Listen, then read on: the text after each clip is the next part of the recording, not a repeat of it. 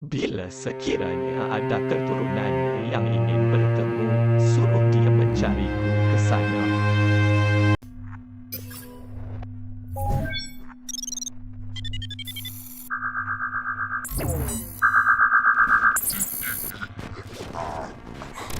Keris Naga Sastra merupakan senjata pusaka milik Kerajaan Majapahit, di mana keris tersebut berlut 13 dan bertahtakan emas dan berlian. Pusaka ini terkenal kerana dikatakan sangat ampuh dan dibuat pada masa pemerintahan Prabu Brawijaya V pada tahun 1466 hingga 1478. Pembuatnya adalah Pangeran Empu Sedayu, yang lebih dikenali dengan nama Empu Super Mendagri atau Empu Pitrang. Alkisah pembuatan keris pusaka ini terjadi saat Kerajaan Majapahit sedang dilanda kemunduran setelah Perang Saudara. Musim paceklik cukup panjang sehingga sawah dan ladang kering, hasil panen tidak mencukupi kebutuhan rakyat banyak. Sistem ekonomi masyarakat telah dikuasai oleh para saudagar besar yang memonopoli perdagangan. Selain itu, para pejabat kerajaan tidak lagi mempedulikan keadaan rakyat, mereka mementingkan kepentingan diri sendiri untuk mencari kekuasaan dan kekayaan. Kerajaan-kerajaan bawahan sudah mulai berani membangkang, terutamanya kerajaan Belambangan yang menurut informasi para telik sandi, sudah menyiapkan bala tentara untuk menggempur ibu kota Majapahit. Sehinggakan Raja Brawijaya kelima terpaksa mengumpulkan patih, para menteri dan penasihatnya. Semua yang hadir hanya mampu menuduk diam. Mulut mereka menjadi terkelu terkunci dan tidak mampu menyela ataupun menampik keprihatinan sang raja. Ini kerana, memang kenyataan yang terjadi di wilayah Kerajaan Majapahit pada saat itu. Sementara raja menarik nafas dalam merasakan beban berat berada di pundaknya. Di tengah rapat tersebut, seorang penasihat tiba-tiba membongkok dan menyembah sang raja. Dia memohon izin terlebih dahulu untuk menyampaikan pendapat. Sang raja pun mengizinkannya, ini kerana memang dia ingin sekali mendengar pendapat dari para hadirin yang hadir pada malam itu. Maka si penasihat pun berkata, Mohon ampun Paduka, memang benar apa yang Baginda sampaikan. Kami pun turut merasakan keadaan yang tidak menentu sedang menimpa Kerajaan Majapahit. Menurut khidmat saya, apakah sebaiknya jika Baginda memanggil Empu Super ke kerajaan dan memerintahkannya untuk membuat sebilah pusaka yang digunakan untuk meredam semua bencana yang terjadi pada saat ini?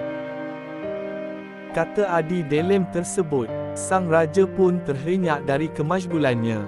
Baginda terus berdiri dan lantas berucap, Benar apa yang kau sampaikan itu, memang sudah lama kerajaan tidak memiliki pusaka.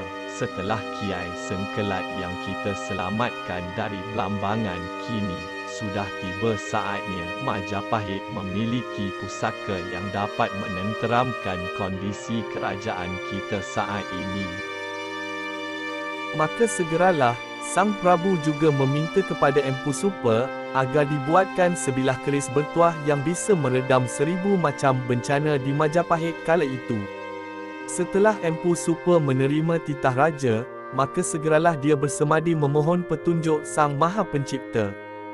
Dia bertapa cukup lama, sampai mendapatkan petunjuk bagaimana bentuk dan manfaat senjata yang nanti akan digunakan sebagai salah satu pusaka andalan Majapahit. Kemudian, Sang Empu pun mendapatkan petunjuk berupa gambaran bentuk sebilah keris dengan dapur naga yang mempunyai 1000 sisik. Setelah itu, maka segeralah dia mencari bahan-bahan yang dibutuhkan dan mempersiapkan segala keperluan untuk pembuatan pusaka kerajaan tersebut. Kononnya, Sang Empu lalu mengambil bahan pembuatan keris tersebut dari batu meteor lalu menempanya di kawah gunung yang sangat panas. Sang Empu juga menyepuhnya di pinggir pantai sampai air laut bergejolak sehingga sampai disebut dengan segara wedang, iaitu air laut yang bergejolak seperti air panas yang bergelora. Setelah selesai seluruh proses pembuatan pusaka yang berbentuk naga tersebut, lantas Empu Super pun menyerahkannya kepada sang raja. Tak ayal, sang raja sangat gembira menerima pusaka yang dipesannya tersebut yang lantas menamainya dengan gelaran Kiai Naga Sasra. Keris Naga Sasra yang mempunyai 1000 sisik emas dan bersabuk intan berlian ini mempunyai tuah untuk meredam 1000 bencana dari berbagai penjuru wilayah kerajaan. Sang raja lalu memakainya untuk memadamkan pemberontakan dan serbuan tentera Belambangan. Hasilnya, pemberontakan Belambangan tidak berlangsung lama dan dapat diredam hingga Majapahit kembali tenteram. Selain itu, masa paceklik lalu berakhir dan beberapa kerajaan bawahan pun kembali tunduk terhadap Majapahit. Warga negara pun dapat kembali hidup aman dan damai.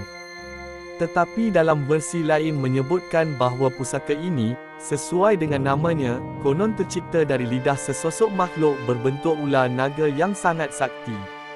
Namanya, Naga Sasra. Konon sang naga ini adalah putera seorang petapa sakti mandraguna bernama Manggil.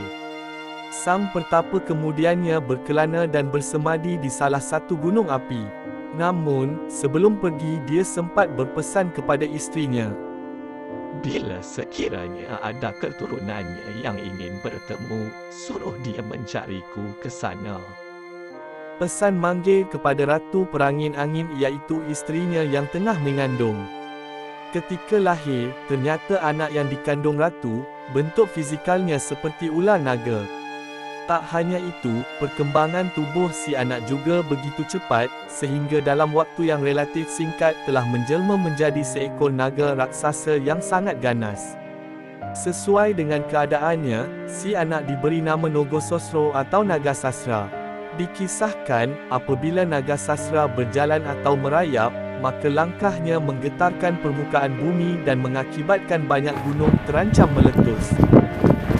Sampailah pada suatu hari Naga Sasra bertanya kepada ibunya, Hai ibuku, tunjukkan di mana gerangan ayahku berada. Mengapa aku tidak seperti manusia biasa, sehingga tak seorang pun makhluk yang mau bergaul denganku. Aku akan mencari ayah dan meminta padanya agar tubuhku dirubah seperti manusia biasa. kata Naga Sasra kepada ibunya. Ratu Perangin Angin pun tidak dapat menjawab, ini kerana dia sendiri merasa bahawa hal itu di luar kemampuan dirinya. Dia sendiri pun tidak dapat memperjelaskan di mana keberadaan ayah pada anaknya. Ini kerana dia sendiri pun tidak tahu di mana gunung tempat suaminya bertapa. Mendengar jawaban dari sang ibu, dengan perasaan yang sangat pilu, dia pun pergi mencari ayahnya. Setelah sekian lama mencari, akhirnya dia menemukan ayah yang dicarinya di sebuah gunung berapi yang berada di tepi pantai. Melihat sosok anaknya, Manggil terkejut bukan kepalang. Dia menganggap Naga Sasra adalah ancaman bagi warga di tanah Jawa. Karena merasa sangat malu, Manggil enggan mengakui Naga Sasra sebagai anaknya.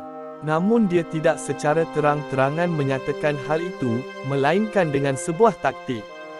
Disuruhnya Naga Sasra melilitkan tubuhnya ke sekeliling gunung tempatnya bertapa. Dengan pesan, apabila ekornya bisa menyentuh kepalanya, maka dia akan diakui sebagai anaknya. Kenyataannya, kepala dan ekor Naga Sasra tidak dapat untuk saling menyentuh, meskipun sebahagian tubuhnya telah masuk ke dalam gunung kerana kuatnya dia melilit.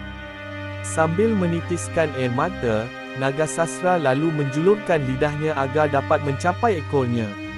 Usahanya ini berhasil, tetapi Manggil tidak bisa menerima kenyataan itu.